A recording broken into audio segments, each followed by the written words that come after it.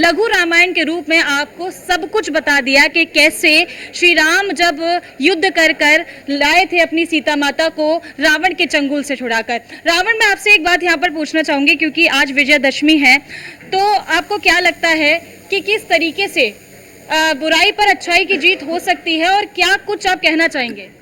जी, पहले तो मैं कहूँगा जय श्री राम। मैं इस संस्था से 10 साल से जुड़ा हुआ हूँ। पिछले 3 साल से मैं रावण का किरदार निभा रहा हूँ। तो मैं आजकल लोगों में देख रहा हूँ कि बच्चे जो होते हैं, मतलब पेरेंट्स जो हैं, वो अपने बच्चों को बचपन से ही फ़ोन दे देते हैं कि ये बच्चे संभल नहीं रहे, तो वो उन्हें नहा दे, और दे ही रहे हैं तो फिर रामायण वगैरह चला के दे। आजकल कार्टून चला के देते हैं, उनसे बच्चों को क्या सीखने को मिलेगा। तो मैं तो यही कहूँगा कि आप बच्चों को रामायण चला के दे, महाभारत दे, जो हमारी संस्कृति को पहचाने। हम लोग भी रामलीला करते हैं इसी उद्देश्य से करते हैं कि हमारी आने वाली पीढ़ी हमारी उस चीज़ को जाने कि हमारा क्या संस्कृति थी, क्या संस्कार थे, राम जी के क्या संस्कार थे, क्या लक्ष्मण के संस्कार थे, जिन्होंने अपने भाई का साथ कभी नहीं छोड़ा।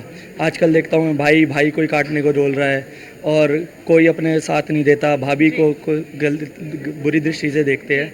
तो मैं यही बताना चाहूँगा कि आप ये सब चीज़ें छोड़िए और सब चीज़ मर्यादा में करिए। जैसे हमारे भगवान श्री राम थे, जैसे हनुमान जी थे, उन्होंने एक अपनी भक्ति दिखाई कि मैं सिर्फ राम का भक्त हूँ। आज भी वो इंतज़ार करते हैं, हम सुनने में आता है कि जैसे कहते हैं कि हनुमान जी आज भी हमारे बीच में है और वो राम जी का इंतज़ार कर रहे हैं कि वो आएंगे तो मैं उनके दर्शन करूँगा, उनसे मिलूँगा, उनसे भेंट करूँगा। तो मैं यही कहना चाहता हूँ कि आप आगे बढ़िए और हमारी संस्कृति के बारे में सबको बताइए। सीता जी, क्या कहना चाहेंगी महिलाओं से, लड़कियों को क्या संदेश देना चाहेंगी विजयदशमी के इस पावन पर्व पर? महिलाओं को सीता के रूप पर आप क्या कहना चाहेंगी? पहले तो सबसे पहले नमस्कार। मेरा नाम अर्चना सिंह है और मैं सांस्कृतिक कला संगम से पिछले 2 वर्षों से जुड़ी हुई हूँ। तो आपने पूछा कि आजकल क्या हम सीख देना चाहेंगे, एज अ सीता मैया का मैं किरदार निभा रही हूँ। तो पहले तो ये था कि जैसे जैसे युग बदल रहा है वैसे वैसे रिश्तों के मायने भी बदलते जा रहे हैं। जैसे अभी बोला उन्होंने कि भाभी की कोई इज्जत नहीं करता। जैसे लक्ष्मण जी ने आंख उठा के नहीं देखा था सीता मैया को, लेकिन आजकल वो चीज़ रही नहीं है। तो मैं ये कहना चाहूँगी सशक्त नारी बनाने के लिए कि अब आप वेट मत करो, मतलब इस युग में आप ये वेट मत करो कि आपके लिए कोई हनुमान जी आएंगे या राम जी आके लड़ेंगे। आपको खुद सशक्त बनना होगा और खुद अपने लिए खड़ा होना, अपने लिए अन्याय के खिलाफ, गलत के खिलाफ बोलना सीखना होगा। ठीक है, श्री राम के पास जाएंगे। तो श्री राम जी, जिस तरीके से आपने अपनी पत्नी के लिए इतना बड़ा युद्ध रावण के साथ किया और आपने वनवास भी 14 साल तक आप रहे अपने सिर्फ माँ के कहने से, तो मैं आपसे पूछना चाहूँगी कि आज की जो युवा पीढ़ी है, आज के जो लड़के हैं, उनको क्या संदेश आप देना चाहेंगे, क्या कहना चाहेंगे? जय श्री राम। मेरा नाम प्रथम खंडूरी है। मैं श्री सांस्कृतिक कला संगम से पिछले 16 साल से जुड़ा हुआ हूँ। मैं आज की पीढ़ी को यही संदेश देना चाहूँगा कि सबसे पहली बात तो आपको मर्यादा में रहने की आवश्यकता है। आप किसी भी लड़की को, किसी भी नारी को, जैसे आजकल हम सुनते भी हैं कि काफ़ी जो है बलात्कार के केसेस भी बढ़ रहे हैं, तो उसके लिए मेरा ये कहना है कि हमें मर्यादा में रह के, यदि आप चाहते हैं कि आपको सीता मिले तो आपको पहले राम बनना होगा। इसके लिए आपको अपनी हर बहन को, बेटी को अच्छी नज़रों से देखना होगा, हर लड़की को अच्छी नज़रों से देखना होगा। और दूसरी बात ये कि जैसे प्रभु श्री राम ने अपने पिताजी के वचन के लिए कि उनका वचन भंग ना हो, उसके लिए 14 वर्ष का जो है वनवास भी स्वीकार करा, उसी प्रकार आपको भी अपने माता पिता की सारी बात माननी चाहिए, उनका अनादर नहीं करना चाहिए, अपने बड़े बुजुर्गों की बात माननी चाहिए। श्री राम, एक सवाल मैं आपसे करना चाहूँगी क्योंकि आपने बोला कि माता पिता के कहने पर, अपने मतलब पिता के वचन पर उन्होंने वनवास किया 14 साल का, लेकिन आज के जो बच्चे हैं, आज की जो युवा पीढ़ी है, उनकी सोच थोड़ी सी बदल गई है, थोड़ा अलग तरीके से सोचते हैं। उन्हें लगता है कि अगर माँ बाप आपको गलत कोई चीज़ सलाह दे रहे हैं या आपको लगता है कि आप उसे फुलफिल नहीं कर पाएंगे, तो आप उनको ये बात बता सकते हैं कि नहीं, आप इस वक्त गलत हैं। तो उस टाइम जब राम जी को ये वनवास हुआ तो वो उस वनवास उनको नहीं होना चाहिए था, क्योंकि इस तरीके से, जिस तरीके से उनको वनवास हुआ, तो क्या आज के बच्चे जिस तरीके से माँ बाप की बात को ये कह देते हैं सीधे कि नहीं, हमें ये बात नहीं माननी है क्योंकि हमें नहीं लगता कि ये बात आपकी सही है, आप पुराने ख्यालात के हैं और हमारे ख्यालात थोड़े नए हैं, युग बदल गया है, लोग बदल गए हैं, उस पर आप क्या कहना चाहेंगे? क्या माँ बाप हमेशा जो कहते हैं वो सही होता है, उसी तरीके से लिया जा सकता है, या आप इस जनरेशन के हैं तो इस हिसाब से भी माँ बाप को समझाया जा सकता है? जी, माँ बाप तो सबसे पहली बात अपने बच्चों की भलाई के लिए ही बोलते हैं। कुछ भी बोलें, चाहे कुछ भी उन्हें समझाएं, चाहे वो किसी चीज़ के लिए मना करें या चाहे किसी चीज़ को करने के लिए कहें। यदि मतलब आपका अगर मन नहीं है कोई चीज़ को करने का, या आप चाहते हैं कि हाँ, आपको लगता है कि मेरे माँ बाप मेरे लिए ये मुझे ठीक नहीं है, तो आप उनसे एक बार बात कर सकते हैं, पर वो कभी गलत नहीं कहते। अपनी बात समझाने की कोशिश हाँ जी, अपनी बात समझाइए उन्हें समझाइए। अगर उन्हें लगेगा कि हाँ, आप सही कह रहे हैं, आप सही कर सकते हैं, तो ही आप कीजिए, वरना आपको हमेशा माँ बाप की बात माननी चाहिए, क्योंकि युग बदलती है, पीढ़ियाँ बदलती हैं, माँ बाप भी बदलते हैं, लोग भी बदलते हैं, पर जो लोगों की प्रकृति है ना, वो नहीं बदलती। तो इसीलिए हमें माँ बाप की मैं बात अब आपके भ्राताश्री के पास जाना चाहूंगी, लक्ष्मण जी के पास। लक्ष्मण जी, जो आपका किरदार था और जो लक्ष्मण जी ने किया अपने भाइयों के लिए, समर्पण जो अपने भाइयों के लिए था, आज के युग में उस तरीके का समर्पण नहीं देखा जाता। भाई भाई का सगा नहीं है आजकल देखा जा रहा है। तो क्या कहना चाहेंगे कि जिस तरीके का समर्पण लक्ष्मण ने राम जी के लिए रखा, अपने भाइयों के लिए रखा, आज के युग में आप युवा पीढ़ी को क्या संदेश देना चाहेंगे और क्या कुछ कहना चाहेंगे? देखिए, मैं पहले ये कहना चाहूँगा, जय श्री राम। मैं इस संस्था से पिछले 13 साल से जुड़ा हुआ हूँ और इस साल मुझे किरदार करने को मिला लक्ष्मण जी का, इसके लिए मैं बहुत सौभाग्यशाली हूँ। और मैं आज की युवा पीढ़ी को यही समझाना चाहूँगा कि जिस प्रकार लक्ष्मण जी अपने भ्राता को पिता समान मानते थे, उन्होंने उन्हीं को सब कुछ मान लिया था, गुरु मान लिया था। तो एक गुरु अपने पिताश्री को, गुरु को यही रिस्पेक्ट देनी चाहिए, जिस प्रकार उन्होंने 14 वर्षों के लिए निंद्रा का परित्याग कर दिया था कि मैं 14 वर्षों का परित्याग करता हूं कि आज के बाद 14 सालों तक मैं कभी नहीं सोऊंगा। वो रिस्पेक्ट करते थे अपने भाभी की माता के समान। अपनी बीवी उर्मिला को उन्होंने छोड़ा, अपने राज सिंहासन वगैरह को सब छोड़ा उन्होंने और राम जी के साथ चल दिए। आज की युवा पीढ़ी को मैं यही समझाना चाहूँगा कि रिस्पेक्ट बहुत बड़ी चीज़ है। अपने पेरेंट्स को रिस्पेक्ट दीजिए, अपने छोटे भाई, बड़े भाई, बहन सबको रिस्पेक्ट दीजिए। बस यही कहना चाहूँगा। ठीक है, हनुमान जी के पास हम जाना चाहेंगे, क्योंकि आपको परम भक्त के रूप में जाना जाता है। हनुमान जी राम के इतने बड़े भक्त थे, इतने बड़े भक्त थे कि उन्होंने सीना चीर कर राम और सीता की तस्वीर दिखा दी थी। आज के युग में क्या आपको लगता है कि इस तरीके का भक्त कहीं देखने को मिलेगा? दशहरे के पावन पर्व की आप सभी को बहुत बहुत हार्दिक बधाई। जय जय श्री राम। मेरा नाम देवाशीष है। मैं श्री सांस्कृतिक कला संगम से पिछले 21 वर्षों से जुड़ा हुआ हूँ।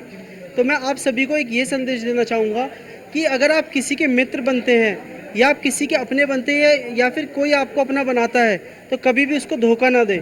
ठीक है, ऐसा कोई कार्य नहीं है जो आपके लिए ना बनाओ, ऐसा कोई कार्य ही नहीं है जो आप ना कर सकते हो। तो कभी भी किसी कार्य को मना ना करें, सेवा भाव रखें हमेशा हर किसी के लिए। तो सभी को जय श्री राम।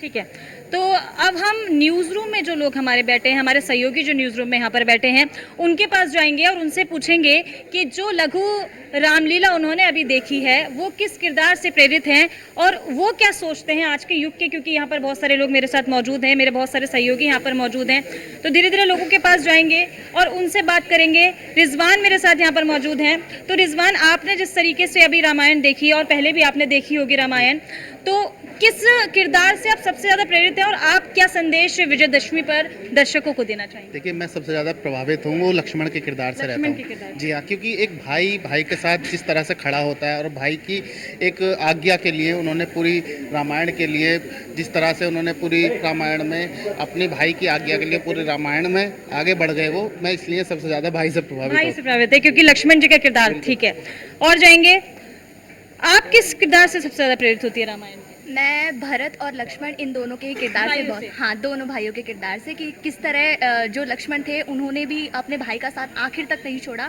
और जो भरत थे उन्होंने पूरी श्रद्धा भाव रखी। एक बड़े भाई के प्रति जो भावना होनी चाहिए, जो साथ होना चाहिए, वो उन्होंने निभाया। ठीक है, आपको क्या लगता है रामलीला से आपको क्या सीख मिलती है? और वही मैं आपसे सवाल करना चाहूँगी कि किस किरदार से आप सबसे ज़्यादा प्रेरित हैं?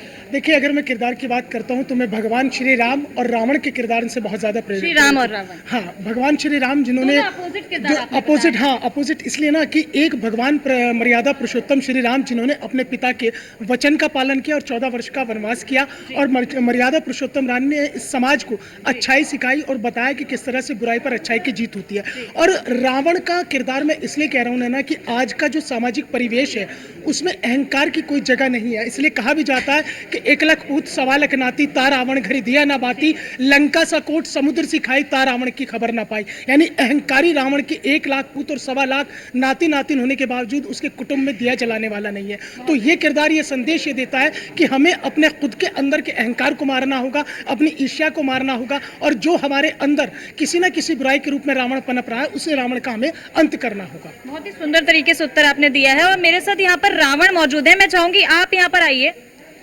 और क्योंकि मैं चाह रही हूँ कि यहाँ पे जो लोग मेरे साथ मौजूद है, सहयोगी मेरे साथ मौजूद है, उनसे आप कुछ सवाल करिए। आप क्या कुछ उनसे पूछना चाहते हैं, क्या कुछ सवाल आप उनसे करना चाहते हैं, आप पूछिए।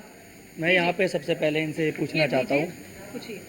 मैं इन सबसे यहाँ पे ये पूछना चाहता हूँ, आजकल हर किसी के अंदर थोड़ी बहुत बुराई तो है ही है, तो आप अपने अंदर के रावण को किस तरीके से मिटाना चाहोगे? जाहिर सी बात है कि जो हर किसी न किसी अंदर के अंदर जो रावण पनप रहा है, किसी न किसी बुराई के रूप में पनप रहा है, हम उस बुराई का अंत खुद के अंदर दृढ़ इच्छा शक्ति रखकर और उस इच्छा शक्ति को आत्मसात करके उस बुराई का हम अंत कर सकते हैं। अगर इंसान के अंदर इच्छा शक्ति है, दृढ़ शक्ति है, कुछ कर गुजरने की हिम्मत है, चाहत है, तो वो हर बुराई का अंत कर सकता है। Very good.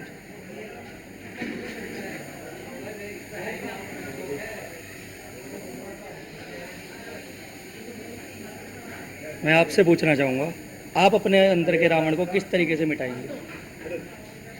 फिर से आप अपना सवाल करिए। आपके अंदर में जो रावण है, आजकल हर किसी के अंदर है, ऐसा कोई नहीं होगा जिसके अंदर ना हो, तो आप अपने अंदर के रावण को किस देखिए, तरीके जब हम रावण का जिक्र करते हैं तो रावण को लेकर के कई सारे मतभेद हैं। जहाँ एक वो ब्राह्मण के रूप में जाना जाता है, लेकिन उसका अहंकारी है जो उसके पूरे वंश का नाश कर देता है।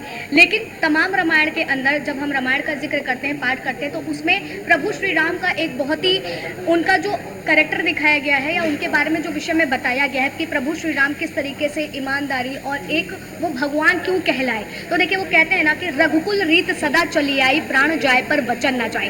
अगर हम अपने वचन बाध्य हैं, वचन के साथ साथ अगर हम अपने माता पिता, अपने परिवार को सबसे पहले रखते हैं, तो यकीनन हमें कभी भी हमारे भीतर वो रावण पनप ही नहीं पाएगा, वो अहंकार पनप ही नहीं पाएगा। तो देखना समाज को है, घर से ही संस्कार जब अच्छे मिलेंगे तो यकीनन वो वचन बाध्य होंगे और रावण की समाप्ति होगी। मैं एक चीज़ और कहना चाहूँगा, यहाँ पे सबने रावण के अहंकार की बात की, लेकिन रावण अहंकारी नहीं था। उसको तो पहले ही पता था कि वो किससे युद्ध करने जा रहा है और वो क्या है जिससे वो स्वयं नारायण के अवतार से युद्ध करने जा रहा था। तो मैं ये कहना चाहूँगा कि अगर उसको युद्ध ही करना होता तो वो सबसे पहले खुद ही उतर जाता कि युद्ध करने के लिए। वो अपने समस्त जो भी उसके भाई थे और उसके पुत्र थे, वो अपने पूरे समूह को विनाश के मुंह में नहीं डालता, वो खुद ही सबसे पहले युद्ध करने जाता। तो अहंकारी तो कहना उसको गलत होगा। रावण जो था ब्राह्मण था और सबसे ज़्यादा ज्ञाता था,